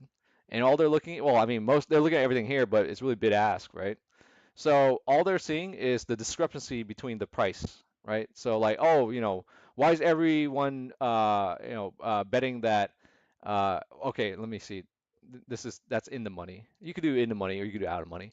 Like they're looking at it like, huh, why is it that this week, these 5-10 strikes right here, right? Why are they so like overly priced? Everyone's leaning on this side, right? So that's all they do. They just buy the premium. They're like, oh, I'm gonna pay up, and then a week later it goes up. The market revealed to us. That's power right there. You get what I'm saying? So all this trader does is they just pay attention to premiums. Like and then let's say premiums are stacking on this side right here, right? Like he's like, huh, everyone's paying up on the ask over here for puts. Then they'll buy puts over here. That's all they do. And this is like the only screen that they look at. They just look at the options premium. So there are some traders out there that do that. I do that too, but I like to confirm with technicals more so. That's my preference. And then usually by the time the technicals give me confirmation, I could kind of front run the premium that starts to show up on the screen here. You see what I mean? So yeah, so that it truly is don't be cheap. Like the answer is don't be cheap. I think that can work situationally. Could you elaborate a little bit? That can work situationally. Uh, it's worked out well for that trader. That trader made millions from just following premium like this. It's like, I noticed this week that the 510 strikes, they're trading at a premium. I'm going to start buying that as well. But if you think about it, like if you actually pull up a options chart on the premium on the strikes, on like let's say the 510 strikes, it's probably breaking out, right? So essentially, I think the gentleman's buying an options contract breakout. Um, but that is a strategy that could be replicated over and over and over again. Anyways, yeah, let's continue here. So that's meta right there. Right, these are different techniques that we're sharing. Oh, I'm going to a website. We could do the fundamentals and business analysis all day long, but I think in the end, like if you, I guess if like we've been doing this for a while, right? In the end, it's just like if the stock wants to run, let it run, and we'll jump in. Because all the other analysis, like I know I'm getting like it's in a way I'm kind of getting lazy, but it just I don't know. I feel like it just works. So, anyways, Facebook in this trading range. That's pretty much it. And it's going to chop around this trading range until it's out of that range. And it could have fake outs as well. It could fake you out, and it's annoying, but that's part of like identifying a stock that's about to run. Versus like if you know that Facebook's a winner and you don't care about what it does today, if it goes down a bit or up a bit, you could do leaps on it. So again, that's the blue strategy versus the red strategy, right? The red strategy requires a little bit more timing. The blue strategy you could just play right now. So sometimes I think we could also do a blend of both the blue and the red strategy, if you recall. Um, Ideally, like, yeah, I don't want to wait 3 years for performance to show, right? I would love to just buy it and just own it the 3 months that it does perform, right? But maybe there's an area in between that we can, identify. Red versus blue pill. Yeah, I guess so, you could say. But that's meta, okay? Meta is, let's zoom out. Let's give you guys a little bit more perspective. That's what we gotta do in charts, right? On the weekly, it still looks pretty good. Like this looks okay, not bad on the weekly. On the monthly, it's just kind of like getting stretched, but excuse me, you never know. It could actually surprise you. It could go a lot higher. But monthly looks very bullish. Okay, let's look at Apple now, right? Because these are this is where some of the deepest options contracts exist that that you could trade. Of course, you could do it on S&P 500 and all that too. Um, but look at Apple right here. So Apple, right? Big volume, explosive buy, then started to sell down because of that, that decline. And then August came back, right? And then now recently failed. So what I'm seeing here in terms of like near term is that as long as we're below this 50 MA, those are puts. And those puts, those premiums will collect below this trend line right here, right? We break that trend line right there. Put premiums should increase. So I'll be looking at puts on this one, and that's the trade idea. Now the question is like how far down to, right? It looks like you'll find support at this area right here. So we'll probably bounce at the 209, 210 levels. So that's what I'm saying. So there's a put trade idea right here as long as we're below 50 MA. So what do you, so that's the risk. We have to set up our risk reward, right? When we're crafting a trade idea. So I like this trade idea because it recently, I know there's a lot going on my screen. Let's see if I annotate. So let's annotate for you guys. I like this trade idea. Um, I mean, keep in mind, there's a lot of bullish action right here, right? This was like really bullish. So we know that this is a major area here, right? So this is an area, the 210 area is like some area that you really have to watch for. But we also know that from a top portion, from a resistance portion, we got, a lower high right here, right? I like that. And recently, what we know is that we have rejection of 50 MA, and then we have some support right here and support right here, and then this is our risk right here. So in other words, right, our risk, if we take a position here, is this high. Like you got to get out of this high. But the anticipation is that, it's going to go lower to right here. So this is the reward right here. This is the reward, right? Let's put RD, and then this right here is the risk, RISK. That's the risk right there. Always know your risk reward. So I like that for next week. That's how I craft my ideas. Um, because again, I know that the rest of the markets it looks kind of bearish, and I like this trade below the 50 MA. So that's something I'll probably take for next week, right? And it'll start to collapse, once these levels break right here, like that low right there. So that low right there is basically the previous low, so 220 basically. So we zoom into the 5 minutes, 220 right here Basically, this area, 220, this area basically a collapse right there in the, well, it's still holding that the after hours. So below 220 is puts, right? That's kind of how I see it. That's Apple. Let's go on to the next one. Amazon, right? Again, we're analyzing big economics here. This is not small. Tesla had a major large bearish candle, which was surprising. Yeah, that major large candle is probably signaling some puts, right? I mean, next week it looks really favorable for puts. Look at Amazon right here. This is going to be a great trade actually. So Amazon right here, really big red candle, recent action below the 200-day moving average. And basically that low right there is going to flush this thing down. So if we go below this line, it could flush it down pretty hard, right? Flush it down to like 165, 160. 160 is pretty extreme, but 165. Well, I mean, this low right here, we actually need to clear 169. So this is a nice trade in my opinion, right? Because there's so many, there's so many confluence like we're seeing, and then also the volume right here. Be mindful of that volume right there. So again, remember prices tend to explode away from the volume area, and this is the volume area. And this one had, coming up to it, right? I was trying to do calls here, but it failed, right? That's a busted pattern. According to Bukowski, if a pattern busts, right, it becomes the opposite direction. Remember Bukowski, because that's one of the grandmasters out there that we want to learn from. Um, so let me actually annotate this for you guys because I think it's better when I annotate. Uh, and darn it, the coffee's kicking in. Yeah, when the coffee kicks in, I gotta run to the restroom, but I'm gonna hold it for you guys. Sorry, being immature. Edward says it looks like that many of the stocks will open tomorrow with a gap down. Yeah, it looks that way, right? But I had those assumptions before. You'd be surprised. It could gap up and then fade. So potential openings, right? Potential openings is we could open gap down tomorrow, or gap down open, right? It could be pre-market gap down, or gap up fade. That could be a scenario as well.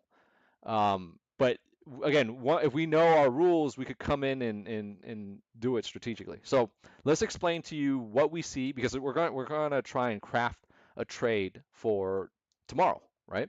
So this is what I do every weekend. We know that this is a gap up area, right? This is a support line right here, and we also know that there's volume right here, right? So we know that this is an area of interest.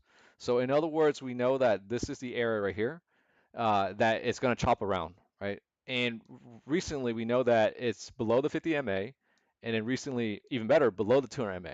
So this is really nice confirmation right here. So we just know that there's this level and this level right here, these two lows right here. If we get low below those two levels, then this thing could flush down pretty quickly. And that could be really good trades in terms of like options, like especially if like you do weeklies, right? The ones that expire next Friday. So because those options could go up like 300, 400%, maybe even 500%. So it could be really lucrative, right? Depending on how you structure it. And again, you could play with low amounts of money too. You play with like, I don't know, 500 bucks and get 400% return. So that's why I like to play these days. But again, this is really high risk, right? You have to like really time these. Um, this is not a swing trade because look, it's a high volatility environment. Now, we switch over to swing trades, that's a different story. We could talk about those as well, but for the environment right now, I think it favors this one. So these levels, if it clears, right, if it goes below 170, it could be a smooth put options trade down to, man, this could be an area, this could be an area, right? So down to here. Yeah, I mean we could flush to like 160. So that could be a quick trade. That could be a $10 move to the downside. Again, stocks explode, towards or away. Right now we're already in this area right here where high volume is at, right? We're in this area and we're about to explode away to the downside. That's why I'm saying this thing could flush if the markets get bearish enough. What I saw last week, looking at the charts from last week, it looks pretty bearish. So I think there's more probability that we go to the downside. If that's the case, then I like puts below 170 on this one. Puts below 170 should really work, and and there's potential room for like $5 to $10 in terms of like a dollar move, and that could be very lucrative with options. So that's what I like for this one for Amazon.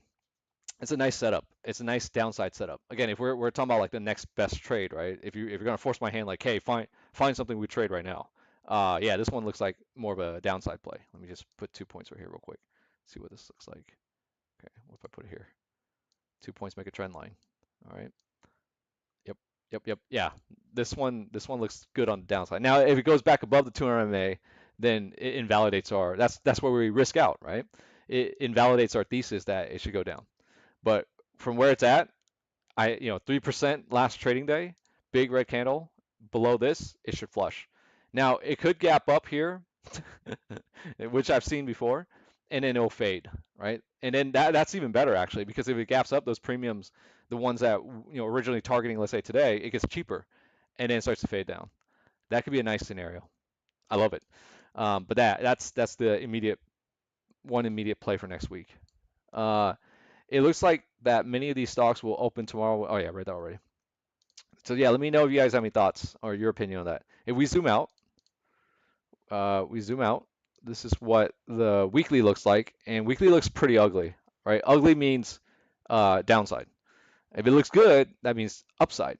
But basically, ooh, yeah, this is actually looking pretty bad, right? So this is the prior resistance right here, which we failed. We failed to break out. This could actually look pretty bad. This could even go as low as like 145.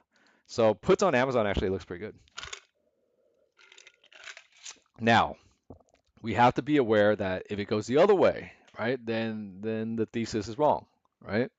But generally, if you catch a good move, like this was a good move right here. This was like an over the top perfect move right here. Look at this one, right? I don't know if you guys see it, but that move right there, boom, boom, boom, boom, right? From that one went from 100 all the way to 170. Imagine that. That was a trade right there. And you made your money in 1, 2, 3, 4, 5. In 5 months, 5 months made a lot of money, right? Like, man, that's a good one. But that's not the setup right now. We have to pay attention to the current setup. So the current setup that we have right here. Oh boy. uh, let's do this. Let's refresh it. I'm trying to annotate without the drawings being on there. Let me see. Yep, I think, yep, perfect. So we want to draw a trend line, and this is, ooh, that's the trend line right there. Because it's the monthly, we have to respect every wick, in my opinion. But you can do it by candle as well. But that's a point right there where my mouse is, and then that's another point right there. So we're just kind of sitting right there. So if we go below this line, that makes it even more bearish, right? So now if we bounce on that line, then we're still kind of in this monthly channel right here, you could say. But below that line, that'll look pretty good. What's cool is right off the 100 MA. 100 MA. Yeah, I know, right? 100 MA. You see, these levels really work, guys. It's just a matter of like we have to practice every week or every day, I feel. I'm getting my practice in today with you guys. The last move on Amazon in 2023 was very good as well. 2023 down here. Yeah, see, like that's what I'm saying. Like I realize like I don't have a strong reversal system. This is what we were talking about 2 weeks ago because I was thinking about it, I remember. So if I were to have implemented a reversal system, I think the trend line from as far as I could see, right, guys? I feel like the trend line is probably a powerful one. So I'll make it very thick right there. Um, I know it seems really simple, but I've seen one really good player out there just use the trend line like this to capitalize on reversals. And that's my weak point, right? So in other words, like I'm strong at identifying trends like this, but I'm weak at identifying reversals like this, right? I'm weak at these points. And so I've been thinking about how do I improve this scenario B right here, right? Because scenario A, I could identify scenario A all day long. Scenario A, I mean that's where the money's at anyways. But I realize like in moments like B where you have like overbought, oversold, how do you identify and defend yourself, right? But here I like these the most. But I mean, again, if you only like A, you're disregarding the B environments that also occur. So how do we do it? As far as I could think of, right? It seems very elementary. Like it seems really simple, but I've seen this really good trader do this. Okay, and this is not a cheap. This is not a small trader. This is like $100 million trader. He does it this way. So that's what I'm thinking. Like, KISS, right? Which is keep it simple, silly. Um, that might be the way to go. So essentially, if it gets over this line, then you switch your view, right? So that's the same thing that we're dealing with right now, I would say, which is basically 2 points make a trend line. So that's 1 point right there, 1 point, another point right there, right? 2 points make a trend line. I know you can't see it, and I'll make it thick because it's not always perfect. Boom. That's basically where we're at right there, right? So according to his rules, if it's below this line, and if we zoom in as well, right, below the 200-day moving average and everything, then yeah, it could actually be a really good trade. Even though it sounds so silly to just use a trend line, but I mean, you could try and use MACD and all these other reversal, the secondary indicators, but the primary is the price, right? Because what you see, the red and green candles, that's primary. Because everything else, the overlays, the rate of change, the MACD, the RSI, that's all like secondary, tertiary. Primary is the price action. So that's why I know it sounds very basic, but when you really think about it, it's actually the most advanced technique. Would you guys agree or disagree? It seems very basic, but at the end of the day, it's probably the best technique or one of the best techniques because if you understand the indicators like the Bollinger Bands and all that, they're lagged, right? So I'm thinking the trend line is a little bit ahead of like the indicators itself. It is a mathematical, drawing if you think about it. Like you can actually you could do the mathematics of where this trend line is. But yeah, I've seen that guy play reversals, and believe it or not, it's that simple of a technique, but it's too simple to believe. It's the hard part. So so you can also do that with a trend line right here, right? If it breaks down right there, or I prefer horizontal instead of I prefer stuff like this. So these lows right here, that low and this low right here would be excellent put options. So below 169, I know I said 170 earlier, but quantitatively it's 169. 169, this thing could flush towards 165 and lower. And that's like money next week right there. Let's look at the next one. We already looked at Apple. Let's look at, well, I do want to look at Tesla actually. Let's go over Tesla. Looking at Tesla over here, learning to play support and resistance is also very powerful from my research. It is super powerful, super duper powerful. So what you have with Tesla here is very fascinating. I mean, you have like a very bearish engulfing candle right there. Like it's engulfing the whole thing. Let me see if I can find something in Bukowski's candle index right here. This is like a major engulfing. So let me find engulfing. All right, we're learning from a grandmaster here. Bearish engulfing. There's bullish engulfing. There's last engulfing bottom. Now, I don't think it applies to that, but engulfing bearish engulfing. What's the difference between here? All right, fine. Let's do this one. Let's do both. So here's one, bearish engulfing, and then this one, oh, it's the same thing. Am I looking at the same thing? It just leads to the same website. Okay, I mean, pretty much aligned with my thoughts. Anyways, so this is the bearish engulfing candlestick, which is essentially what we have on Tesla, right? Again, this is a more advanced concept, but at this point in my life, I realized like this is actually a very powerful analysis because it's more immediate than the lagging moving averages. You see what I mean? You see where I'm coming from? Like this is actually the more direct analysis of price action, right? Like this engulfing comes before the mathematical, derivative secondary indicators of like MACD or whatever. So what we see is directly the candle is engulfing the previous candle. That's why they call it engulfing. We're going to read through it, but this is like a really nice engulfing because it essentially engulfed two candles, right? It swallowed two candles. You see what I mean? If you don't, here I'll annotate for you.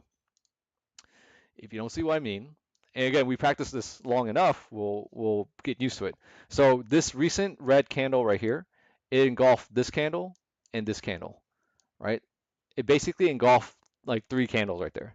It ate three candles, and that's bearish right there, right? So this could be an area of potential reversal. On top of that, in terms of like the swing trading system and how other swing traders would react, it's also below the 50 MA. We had increased volume right here, and the next point is a 200 MA. So of course, below this line, below 200, it could flush hard, right?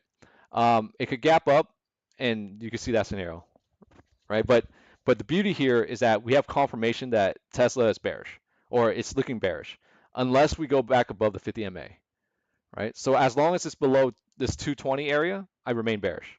Bearish below 220, more bearish below 200 and the 200-day moving average, right? That's where conviction starts to develop. But what we have right here is engulfing. So let's understand this engulfing pattern, this candlestick pattern. Again, it's a candlestick pattern, not a chart pattern. There's a difference. Chart pattern is more of like an aggregation. Candlestick patterns is just a candlestick. V says, yeah, but the bearish engulfing is not at the high, which I believe is even more bearish. Yeah, like at a turning point, right? But we still have to be mindful that it is engulfing, but it's just not at a pivotal or you know point. It's just like somewhere in the chop. But it's enough for me to see that I think it's pretty bearish. What does your high-end software tell about Amazon? I actually don't. I'm not logged. I forgot about that one. I'm not logged into Thinkorswim. But I will be. I actually post the high-end charts on my report. I'll do it later tonight. Um, you'll see it later tonight. So let's learn this one, right? One candlestick at a time. The bearish engulfing candlestick is one of the more popular and well-known candlesticks in the game. It works very well as a bearish reversal, performing that way 79% of the time. Ooh, right? It works well 79% of the time. We like those probabilities. This is a game of probability. Ranking 5 out of 103 candlestick types, where 1 is the best. Wow, this is a top 5 candlestick pattern right here, right? Unfortunately, the trend after the breakout is short-lived. So after the breakout or after the pattern, it ranks 91. Thus, even though price will often reverse, the bearish engulfing candlestick does not imply a lasting reversal. So high probability that it reverse, but it just doesn't go for long, right? Something to be aware of, based off of the statistical grandmaster over here, right? Of what he found. So bearish engulfing important results. Theoretical performance, it's bearish reversal, right? Which is what we're seeing on Tesla. Tested performance, reversal 79% of the time. So 79% of the time, this is going to work well, right? So then the trade idea is to the downside. Frequency rank is 11. Overall performance rank is 91. Best percentage meaning price target, 76%. Bear market, down breakout. We kind of do have a bear market, right now. Best average move in 10 days, about minus 6%. Best 10-day performance rank, 21, right? They rank at 21. All ranks are out of 103 candlestick patterns, with the top performer ranking 1. Best means the highest rated of 4 combinations of bull bear market, up down breakouts. The above numbers are based on hundreds of perfect trades, right? He has a glossary as well. SK says, do you think market is preparing for a bounce off right after rate cuts at FOMC meeting 17, 18 September and keep sliding down before that? Let me read that one more time. Do you think market is prepping for a bounce off right after rate cuts? Maybe, but I think we're just choppy right now. It's hard to say, right? I'm just right now. I haven't done the FOMC analysis fully yet. It's more like I'm just analyzing what is price doing, which is basically what are the major players doing. So at the very most right now, I see what the major players are doing. But if you're talking about, what's going to happen on 17, 18th, which is basically like about approximately 10 days from now, yeah, I mean, the FOMC's meetings could be reversal points. So that's something to consider. So I think to answer your question, SK, let's wait like 10 days from now when we get closer to 17, 18, and then see what the setup of the larger players are doing, because the price setup at that time will show what the players are thinking. If they're still fearful, or if we're overbought or whatever, right, then FOMC might communicate differently than what they plan to, because they're trying to manage the game in terms of like, hey, I don't have a dog, but beware of dogs, on my fence here. So it's the gaslighting, or gaslighting is cheaper than actual monetary policy, like than actually signing off on economic decisions is what I'm saying. So bearish engulfing discussion. The bearish engulfing candle performs best after a downward breakout. Do we have a downward breakout? We kind of do. If we go back to Tesla, sort of, right? No, not really. I mean, we're just kind of like in a chop. If I'm trying to define, it's like a failed breakout. So we have a busted pattern engulfing bearish candlestick. But really sucks after an upward one. Compare the ranks of 103 and 100 candles for upward breakouts in a bull bear market, respectively, with 25 and 21 candles for downside breakouts. The bullish engulfing candlestick is just like it sounds. In an upward price trend, look for white candle, which is green, followed by black candle, the body which overlaps the body of the white candle. We have an overlap of two candles. By overlaps, I mean the body of the black candle that has open above the prior close and close below the prior open. The black body is taller than the white body, and everything appears in an upward price trend. Still confused? Just look at the picture of the ideal bearish scenario here, right? It might be another candlestick pattern that I'm aware of. Again, I'm trying to learn all of them, right? Number of candle lines, 2. Price trend leading to the pattern upwards. Going back to Tesla over here. I mean, we kind of had like a recovery upwards, but it's again, it's always different. Going back to it. And then configuration, look for two candle pattern in an upward price trend. The first candle is white and the second is black. The body of the black candle is taller. Wait, am I reading the right one? Yes. Let's see. Three trading tidbits. If you want a few bones from my encyclopedia, here are three to chew on. So one, bearish engulfing candles that appear within a third of the yearly low performs best. Ooh, that's a little bit hard. Select tall candles, okay, and then trade upward retracements in a downward price trend. Okay, let's go back to Tesla real quick. I know I'm going back and forth. The reason why I like this bearish one, right, because it's pretty big. If you look at this is a pretty big one, and this one is pretty big as well. They're very sizable, right? So the first arrow that I have pointed at, it actually played out, but it just kind of like chopped around, right? So yes, we could, players could come in and try to bounce it tomorrow, but we know it'll, lead to a decline, or at least there's probability that it'll lead to a decline.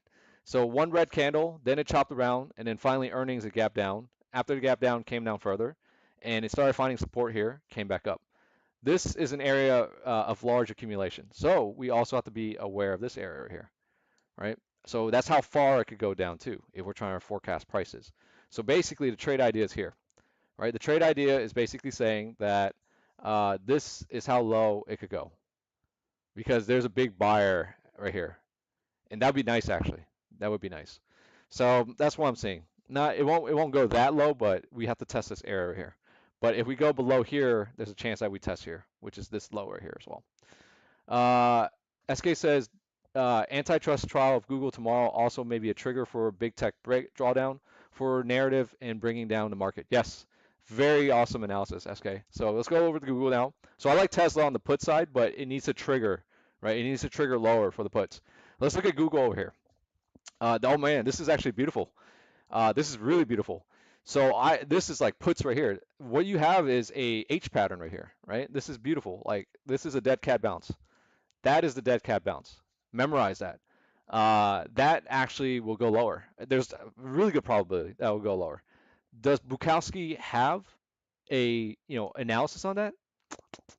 Let's see. Let's go to his chart pattern. Let's go to the index, and let's search up dead cat bounce. Dead. Nope. what was that? Dead cat. Dead cat bounce inverted. No, it's this one. There's also event patterns. Is this an event pattern? Yes, because it's also there's a Google event to it, right? Not inverted and inverted dead cat bounce, not that one. So that's pretty much it. So these two. So dead cat bounce, right? There's this one. You see that? Look at that. That H pattern right there. That's a dead cat bounce, right? We have that with what do you call it? Google. I was gonna say Tesla. But then there's also a dead cat bounce chart pattern. So let me see the difference here. It looks like it might be the same. Yeah, it's the same. Because if I go to dead cat bounce and go back to dead cat bounce event patterns, right, it opens up the same thing. Bukowski, you sly, you sly individual, is still the same thing. But event patterns is a little bit different, right? If you know an event, a narrative is around it, it should typically enhance the pattern. It's my conclusion or my theory behind it. I mean, I love it. I'm getting into like the theory of this. But let's learn the dead cat bounce because this is a very classic one, And and Google is setting up perfectly for it, right? So again, if you don't see it, this is the dead cat bounce, right? That H pattern right there. That's suggestive that it goes lower. The question now is, now that we know that, how low can it go? So we definitely see volume right here, right? And this works right here, guys. I mean, I've seen it work. So this is how low it could go. So now we know the trajectory, and we know that's breaking down, and we know this looks clean, right? So the question is, where do we get in? Right? We could get in at this low right here. Like let's say come Monday it gaps up, but we want to watch it intraday, pull up the 5 minutes, and towards the end of the day, let's say it gaps up at the open, but then midday it starts to fade, and then last hour it starts to decline even lower. Then we know that this is a dead cat bounce that's in play on the short side. And when it goes down, we want to measure how low can it go. It seems that the probable bounce might be at this 140 area. So we got about a $10 move potential over here. So you could play, ways that you could play is you could play at the money or slightly out of the money or out of the money, right? Out of money, you got to be correct, which would be like, strikes at 140. So out of the money, if we look at it, we go into options right here. Out of the money expiring next Friday. Let's see how much they cost. Give it 1 second. Again, this is just like crafting options trading ideas. So next Friday would be, what's the date on next Friday? The 13th, which is already on there. So this is the option chain for next Friday, and the expectation is that it's 140, right? So that's out of the money. Out of the money is not always good for everyone, but okay. And then the price of it, look at that. Look at how cheap these are. That's how much they cost right now, right? So 30 cents, 30 cents, or $30 each contract. And how much can you buy with 30 bucks, right? 300 bucks, you buy 10 contracts. Or you can buy 100 contracts. Again, depending on how aggressive you are, right? But if this hits 140, this thing could essentially like double or triple or quadruple. And somewhere in between, it could go up a lot, a lot, a lot. So that's how attractive options are. You guys see where I'm going at now? Are you guys following along? Like this is a very lucrative strategy but it's not for everyone, right? This is if like you could forecast near-term moves. But basically for $30, okay, let's just say you buy one contract, $30, and it goes into money and it becomes like 10 bucks. That's $1,000. So for $30 now you have $1,000. Would you guys like that return? I would. From 30 bucks to 1,000. I mean, that is very theoretical, right? Assuming like again, the thing about options is that it has to hit. So strategically, I'm showing you how I come to conclusion about where I think prices are going to go next and what I see right here, right? So I see that there's potential that it's going to hit 140, right? But certain things, certain factors need to happen come Monday for me to see that the trend continues here, right? I definitely see increasing volume selling off and the negative news. So if it hits, those $30 contracts again could become like $5, which is $500 a contract. 1,000 might be a little optimistic, but hey, if you catch a move from $30 to 500 and you stack up like however many contracts, it's a lot of money. It's a lot of money. Assuming it gets like, at the money, in the money. It's always about risk reward. I believe if we become great at putting on trades that are low risk and high reward, we will be wealthy soon. Exactly. Exactly, right? Because like, let's say you risk 1K to make, I don't know, 5K or whatever, or 3K. But you're always like playing those mathematical numbers. In time, you should be okay. Like if you run, a strict set of rules. Now hold on. We assume that if we're risking 1K, right? Realistically, you're not risking 1K. You're risking like 250 bucks, right? And you cover 750K. So where I just drew that box right there, right? That's where the trade would be invalidated. So back above the 200-day moving average, then you get out, right? We want to be strict with our rules. As long as it's below the 200-day moving average, it's still validating this H pattern right here, or dead cat bounce, and the negative narrative and the negative markets. Beautiful, beautiful set of high probability confluence. That's all right there. You see what I mean? So, right? So, okay, one more time. A, the entire markets are bearish. B, we have an H pattern, right? Or dead cat bounce. That's probable bearish. C, it's below the 200-day moving average, right? What else? D, we've identified where it could bounce, which is that 140 area. E, what else could be E? I already said the negative narrative, right? Yeah, we already said that. I mean, I guess you say its peers, the FANGs, are not doing well. That could be E. F, I mean, how many A, B, C, D, E, F, G, or whatever cases do you need? F is recent high volume candle sold down 4%. That's a big move. So an institution sold out recently. Um, yeah, that's a nice trade idea. So now that we come to conclusion on direction, right? There's probability this direction, but we could be wrong, right? In which case A, B, C, D, E, F, G, G we have our risk right there, which is this portion right here, right? This is our risk, which I'll make a different color, right? This is where we get out, right? And our anticipated reward, our reward would be like somewhere here. That's again, you might want to sell half after you made your money. Like you want to always take some. That's our reward. You see the risk reward I'm taking right there. So you technically, if you bet 1,000, you're not risking the entire 1,000. You're playing 1,000 to potentially flip it to like 5,000, 5 exit, or even 10x. I don't know. That's your reward. And if you're wrong, then you cut out at the red and you lose like 30% of your options, right? But assuming that 30% of that position is not, it's less than 1% of your entire account or net worth. So you're not really betting, a lot of risk. But this is a nice trade right here because again, I see a lot of I see a lot of potential with the rest. Uh, Risk management is critical, not buying cheap and protecting our principal. Yeah. So risk management is important, and don't be cheap is also important, right? So as long as you respect your risk management, you should be okay. You should be able to reload and play a different play. But it's about spotting that trade setup, and this is a strong trade setup, a very strong high probability trade setup.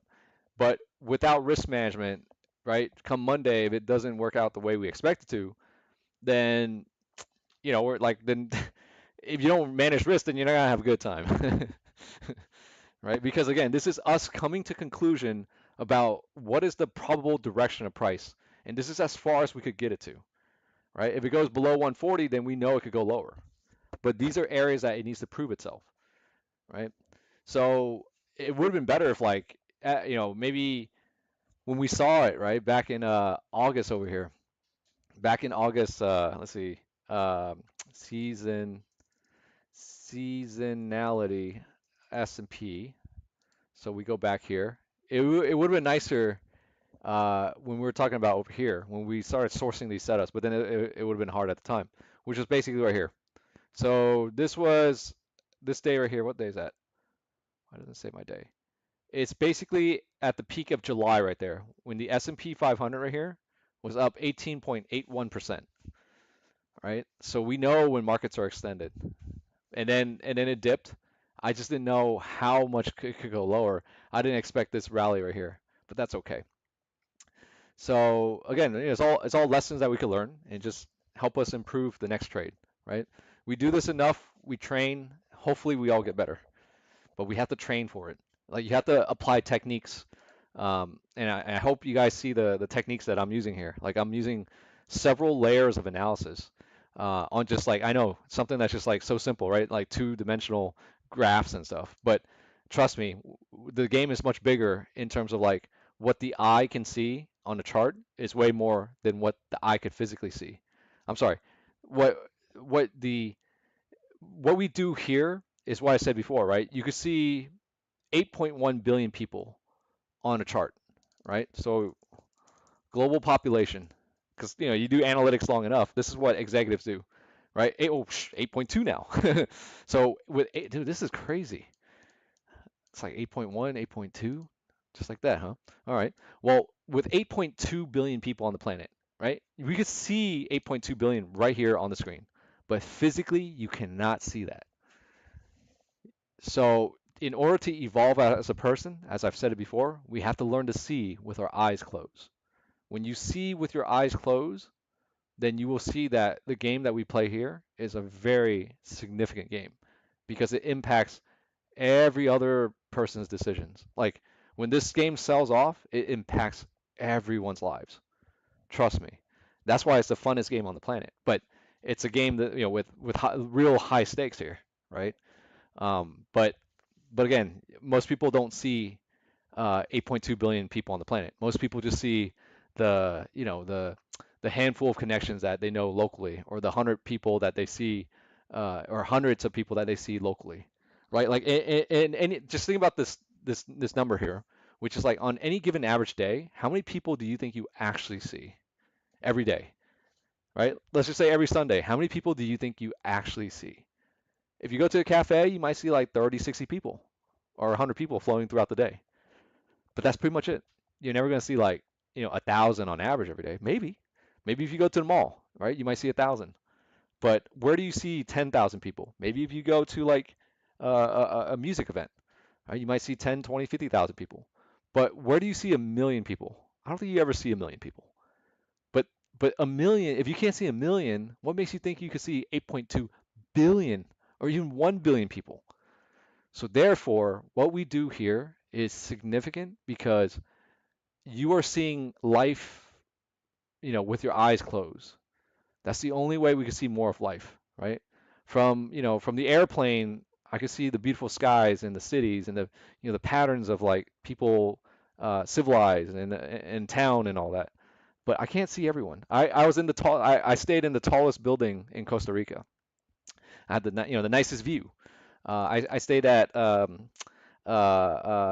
Hilton San Jose La Sabana, and I had the best view like in the country basically. I and it's just like, yeah, this is where I stayed. I stayed here, and the view was just so amazing. But then like when I was up there and having dinner and stuff and hanging out, I was just thinking like, wow, like I could see all of Costa Rica, but like, you're not gonna see everything with the eyes. You can see, I guess in this world, you can see everything when your eyes are closed. But if you learn how to see things when your eyes are closed, because the vast majority of the time, you can only see so much with your eyes open. But the true insight is with your eyes closed. Pretty cool, huh? Man, so inspiring. This building was very inspiring. I Googled and I said, okay, what's the tallest building in Costa Rica? Uh, and it was this one. Actually, it's not this one. It's a different one. Uh, this one kind of looks like it, or maybe it is this one. Actually, yeah, it is this one. Yeah, I think it is this one. But yeah, that's where I stayed. It was very nice. I got to see a volcano. I got to see the internet creature called a sloth. I got to see a leopard. My gosh, have you guys ever seen a leopard? Oh, I'm sorry, a jaguar. That thing is crazy looking. So I know we got like 3 minutes here, so I'm just closing out with some global comments, I guess you would say. Man, a jaguar looks very I don't know. If you just see it in person, it's very, I don't know what's the word for it. It's just amazing to see. But yeah, guys, I'm happy to be back. I got to see. Uh, SK says you need to visit cafes in Asia, K. It will change your perceptions.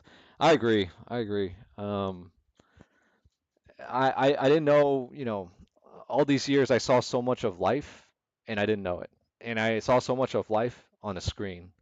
And it's on a screen, but then now like when I actually go and see life and travel far, I still I feel so humbled and I feel like wow, all these years I've always seen much more of life than I think what normal people see because they don't want to do the analytical work.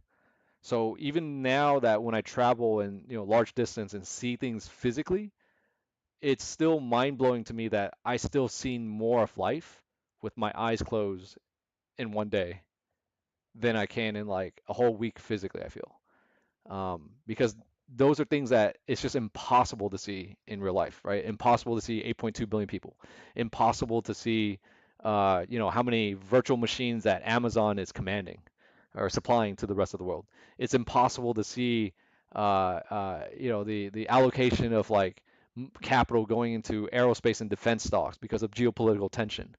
It's impossible to see that, but these are all things that are happening, which is so mind-blowing. Um, V says being part of your group has been a great investment. Kay, you provide great value every week. Thank you so much, sir. Hey, you're welcome, V. We're pretty much at time now, guys. It's funny. I'm actually craving like fajitas, so I gotta go find like a plate of fajitas or something. But um, yeah, that's what I'm seeing for next week. So far, it's a nice recalibration to this week, and a lot of like granular. What we did today was a lot of like granular techniques and understanding, applying more to what you see with just your eyes, right? I'm showing you the layers of abstractions of what we can see on here, and then what the institutions are doing. And right now, the collective institutions on Google are basically, they've engineered, again, through their collective actions, have engineered an H pattern or a dead cat bounce. And a dead cat bounce is a probable short side bet. And we measured the move down of like how far it could go. Actually, I could have done a measure move as well, but I didn't do a measure move. A measure move would be this would be a measured move right here from this to this. So that'd be the measure. Yeah, this was a measured move right there. So that's the expected distance right there. Netflix, if you're curious about that one, we could look at that one real quick. Let's see. Let's see what we got in Netflix.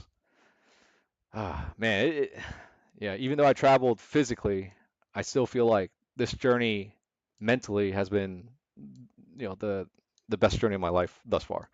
Netflix wise, it's looking sloppy.